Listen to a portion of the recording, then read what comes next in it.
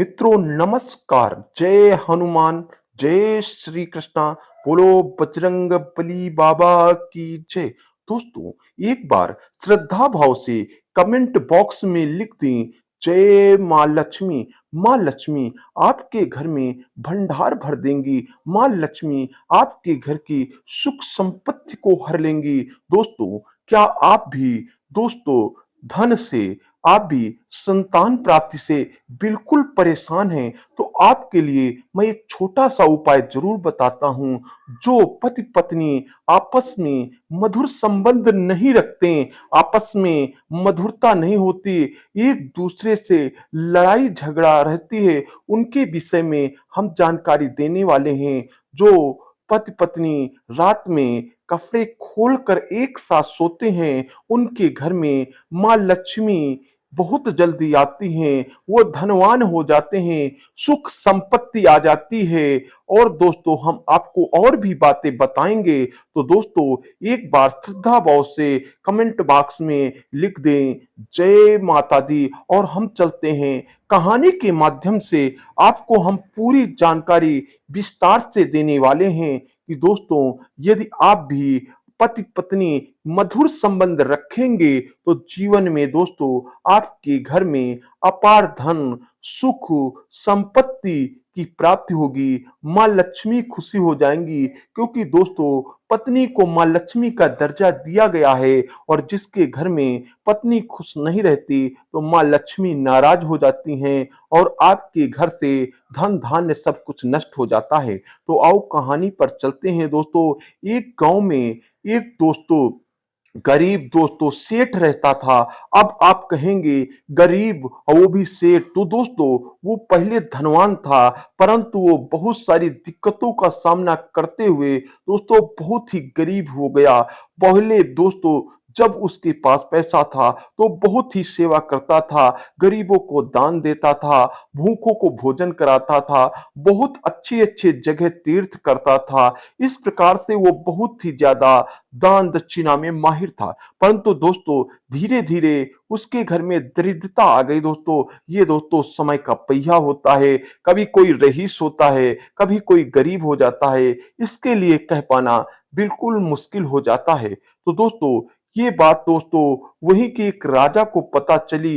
राजा ने एक बात अपने मन में ठानी कि दोस्तों यहाँ पर कौन सा ऐसा आदमी है जो सबसे ज्यादा दान देता है, सबसे ज्यादा दोस्तों लोगों को दोस्तों प्रसन्न है, सभी को दोस्तों अच्छा समझता है। कौन सबसे अच्छा आदमी है, हम उसको कुछ इनाम देना चाहते हैं। तो वो दोस्तों जो गरीब सेठ था, अब उसके मन में जब इस प्रकार की बातें सुनाई पड़ी, गांव वालों ने बताया कि आज राजा ने ये ढिंढोरा पिटवाया है, आज राजा ने डुग्गी पिटवाई है कि जो दोस्तों जो आदमी दूसरों की सेवा करता होगा, गरीबों को दान देता होगा, संतों को भोजन देता होगा और तीर्थ स्थानों पर घूमता होगा और अपने जीवन में बहुत सारे पुण्य किए होंगे, उसको हम दोस्तों आज कुछ इनाम से दोस्तों पुरस्कृत करने वाले हैं। जब सेठ को यह बात पता चली, तो सेठ अपनी खूबसूरत पत्नी के पास जाता है और ये बात बताता है। इस बात को सुनकर सेठ की पत्नी भी बहुत ज्यादा खुश हो जाती है और कहती हैं, ये तो बहुत अच्छी बात है, क्योंकि हम बहुत ज्यादा गरीब हैं, अगर कुछ इनाम मिल जाएगा तो हमारा भी जीवन कुशल हो जाएगा, हमारे जीवन में जो सुख समृद्धियां पूरी तरह से चली गई हैं वो वापस आ जाएंगी। और दोस्तों इस बात को सुनकर जब गरीब सेठ को पता चलता है कि कल हमको जाना है, तो वो दोस्तों सुबह जल्दी ही कुछ रोटियां लेकर के, क्योंकि दोस्तों उसके पास इतना धन नहीं था कि वो दोस्तों सवारी से जा सकता है, वो राजा के पास दोस्तों चल देता है, कुछ रोटियों को बांध करके पैदल ही दोस्तों चल देता है। और जैसे ही दोस्तों वो पैदल चलता है, चलते चलते दोस्तों एक पेड़ के नीचे दोस्तों वो दोस्तों थक जाता है, एक पेड़ के नीचे बैठ जाता है और सोचता है कि यहीं पर हम खाना खा लेते हैं, इन रोटियों को खा लेते हैं। और जैसे ही वो रोटी खाना स्टार्ट करने ही वाला होता है, वैसे वहां पर एक गाय और उसके दो बच्चे आ जाते हैं। जैसे ही एक गाय और दो बच्चे आ जाते हैं, तो सेठ की तरफ दोस्तों गाय लालायित होती है, सेठ की तरफ जाती है, क्योंकि सेठ दोस्तों गाय की पूरी दोस्तों क्रियाकलाप से परिचित था। क्योंकि जब वो सेठ बहुत रईस था, तो बहुत सारी गाय उसके घर में थी, परंतु धीरे करते करते वो गाय उनके घर से विलुप्त हो जाती हैं। परंतु गाय की क्रियाकलापों से सेठ बिल्कुल ज्ञात था। तो सेठ ने अपने मन में सोच लिया कि ये गाय भूखी हैं, अब इनको हम भोजन दे देते हैं। और ये बात दोस्तों उस राजा का मंत्री भी देख रहा था, इस गरीब सेठ की कहानी को। तो दोस्तों दो रोटी दे देता है, फिर भी दोस्तों वो गाय सेठ की तरफ देखती रहती है। परंतु अब राजा गरीब सेठ के पास ज्यादा रोटियां तो बचती नहीं। परंतु वो गरीब सेठ जब ये देखता है कि अभी भी दोस्तों गाय भूखी है, पूरी रोटी खिला देता है। पूरी रोटी खिलाने के बाद दोस्तों केवल अपना पानी पी करके और पेट भर लेता है। ये बात दोस्तों राजा का मंत्री पूरी तरह से देखता रहता है। और दोस्तों सेठ फिर धीरे से राजा के महल की ओर चल देते हैं, और राजा की महल की ओर जाते हैं तो वहां पर बहुत सारे लोग आए थे। क्योंकि दोस्तों राजा ने मुनादी पिटवाई थी, राजा ने ढिंढोरा पिटवाया था, तो वहां पर बहुत सारे लोग आते हैं और अपना अपना ज्ञान देते हैं, अपनी अपनी बात बताते हैं कि हमने जीवन में क्या क्या किया। जब एक बार सेठ का नंबर आता है और सेठ से राजा पूछते हैं कि आपने जीवन में क्या किया, तो सेठ कहते हैं कि हम बहुत सारे गरीब लोगों को दान दिया, दोस्तों अच्छे अच्छे तीर्थ स्थान गए, साधु संतों की सेवा किया। तो दोस्तों सेठ कहता है आप इनाम पाने के योग्य नहीं हैं। दोस्तों गरीब सेठ बिल्कुल दोस्तों परेशान हो जाता है कि आखिर हमने इतना बड़ा बड़ा काम किया है, फिर भी हम दोस्तों इनाम पाने के योग्य नहीं है। वो दोस्तों वहीं से चल देता है। परंतु दोस्तों जो राजा का मंत्री सेठ की इन बातों को देखा था कि आज रास्ते में ही उन्होंने इतना बड़ा परोपकार किया है, राजा के कान में कुछ मंत्री बुदबुदा देते हैं जाकर के। राजा साहब सेठ को रोकते हैं और कहते हैं कि तुमने जो आज काम किया है, आप उस काम को तो बताया नहीं है जो आपने निस्वार्थ भाव से किया है। तो सेठ ने कहा कि दोस्तों हम आज तो कुछ नहीं काम किया।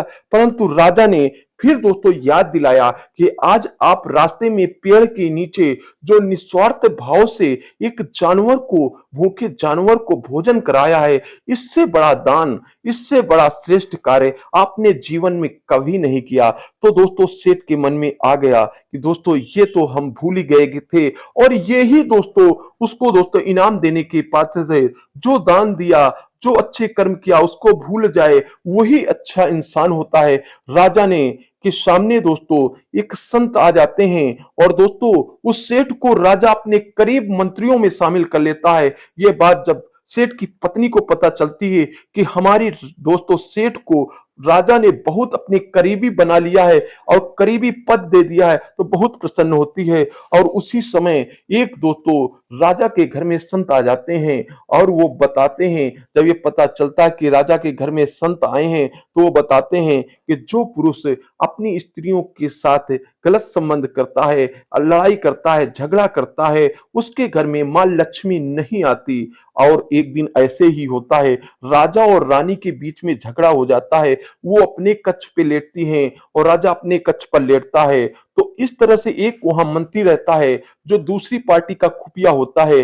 अब वो चाहता है कि ये दोनों अलग हो गए हैं, अब हमें राजा को मार देना चाहिए और इसके धन धान्य को छीन लेना चाहिए। पर राजा की जो पत्नी थी, वो डेली दोस्तों अपने पति को देखने जरूर आया करती थी कच्छ में। तो वो मंत्री जैसे ही उपाय करता है और राजा के मारने की सोचता है, उतनी ही समय वो पत्नी अपने राजा साहब को, रानी साहब ने राजा साहब को देखने आती है और अपने दोस्तों दूतों को भेज देती कि ये देखिए ये अटैक करने वाले हैं, आज जाइए और इनको मार दीजिए। इस प्रकार से दोस्तों वो दोस्तों मंत्री मारा जाता है। और दोस्तों इस प्रकार से जब राजा को ये सुबह बात पता चलती है कि हम आज पत्नी की वजह से जिंदा है, अन्यथा आज हम मार दिए जाते, तो दोस्तों राजा कहता वास्तव में जो संत ने बताया है, संत की वाणी दोस्तों बिल्कुल सर्वोच्च होती है। तो दोस्तों हम आपको बता देते हैं, जो पति पत्नी तो रात में कपड़े उतारकर, कपड़े खोलकर एक मधुर संबंध बनाते हैं, अपनी पत्नी के साथ दोस्तों मधुरता लाते हैं, उनके घर में दोस्तों माँ लक्ष्मी का वास हो जाता है। क्योंकि दोस्तों पत्नी को दोस्तों माँ लक्ष्मी का दर्जा वैसे ही दिया गया है। तो दोस्तों जो लोग अपनी पत्नी से मधुरता रखते हैं, प्रेम करते हैं, उनके घर में माँ लक्ष्मी कभी दोस्तों दूर नहीं होती, उनके घर धन धान्य हो जाता है। और दोस्तों हम आपको बताते हैं, तो आप लोगों की क्या राय है? जो हमारा आपने वीडियो देखा, वीडियो आपको अच्छा लगा, हमारी कहानी आपको कैसी लगी? दोस्तों अगर आपको कहानी अच्छी लगी हो, एक बार श्रद्धा भाव से कमेंट में जय माता दी अवश्य लिख दें। और दोस्तों अगर चैनल में नए हैं तो सब्सक्राइब कर दे।